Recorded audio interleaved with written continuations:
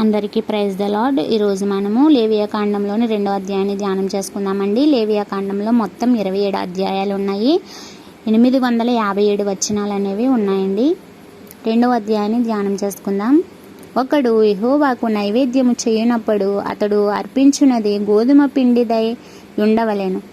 అతడు దాని మీద నూనె పోసి సాంబ్రాణి వేసి యాజకులకు అహరోను కుమారుల యొద్దకు దానిని తేవలెను. అందులో నుండి యాజకుడు తన అరచేతితో చేరెడు నూనెయు చేరెడు గోధుమ పిండియు దాని సాంబ్రాణి అంతయు తీసుకొని యెహోవాకు ఇంపైన సువాసన గల హోమముగా బలిపీఠం మీద అందులో ఒక భాగమును జ్ఞాపకార్థముగా దహింపవలెను. ఆ నైవేద్య శేషము అహరోనుకును అతని కుమారులకును ఉండును. యెహోవాకు అర్పించు హోమములో అది అతి పరిశుద్ధము. నీవు పొయ్యిలో కాల్చిన నైవేద్యమును చేయునప్పుడు అది నూనె కలిసినదియు పొంగనిదైన గోధుమ పిండి అప్పడములే గాని నూనె రాచినది పొంగనిదైనను పూరీలే కాని కావలెను. నీ అర్పణము పెనము మీద కాల్చిన నైవేద్యమైన ఎడల అది నూనె కలిపినదియు పొంగనిదైన గోధుమ పిండిదై ఉండవలెను. అది నైవేద్యము గనుక నీవు దాన్ని ముక్కలుగా త్రుంచి వాటి మీద నూనె పోయవలెను. నీవు అర్పించినది కుండలో వండిన నైవేద్యమైన ఎడల నూనె కలిసిన గోధుమ పిండితో దానిని చేయవలెను. వాటిలో చేయబడిన నైవేద్యము యెహోవాకు తేవలెను, యెహోవా యొద్దకు తేవలెను.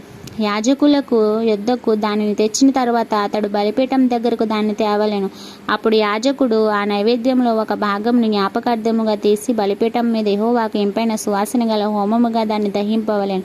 ఆ నైవేద్య శేషము అహరోనుకును అతని కుమారులకును చెందును. యెహోవాకు అర్పించు హోమములలో అది అతి పరిశుద్ధము. మీరు యెహోవాకు చేయు నైవేద్యం ఏదియు పులిపి పొంగిన దానితో చేయకూడదు. యాలయనగా పులిసినదైన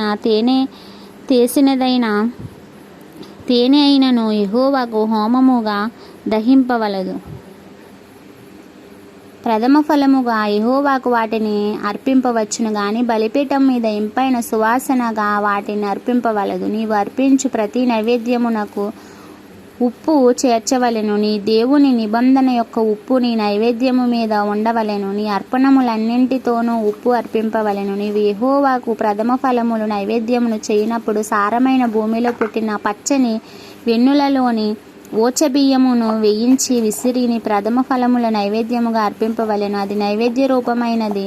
నీవు దాని మీద నూనె పోసి దానిపైన సాంబ్రాణి వేయవలెను. అందులో జ్ఞాపకార్థమైన భాగము అనగా విసిరిన ధాన్యములో కొంతయు నూనెలో కొంతయు దాని సాంబ్రాణి అంతయు యాజకుడు దహింపవలెను. అది యెహోవాకు హోమము. ఇంతటితో ఈ పరిశుద్ధ వాక్యమును మనలను దేవుడు దీవించి ఆశీర్వదించునుగాక. ఆమేన్.